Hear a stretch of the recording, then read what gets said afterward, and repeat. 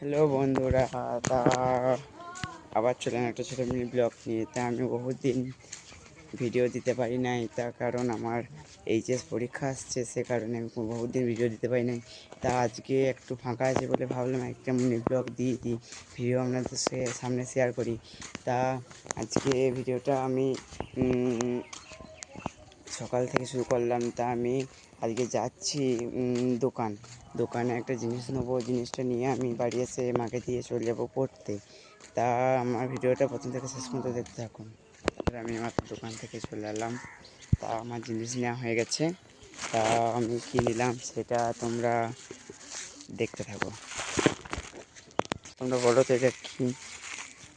এই জিনিসটা আমরা বহুত দিন খেতে পারি না, আমার দাদু মরে যাওয়া উপলক্ষে, সেই জন্য 1 বছর হয়ে গেল, তার জন্য এরপরে এই জিনিসটা খেতে পারছি। তা বন্ধুরা, আজকে ভিডিওটা এখানকার পর্যন্তই। প্রাইভেট ভিডিও আমি পরে ভিডিওটা দেবো।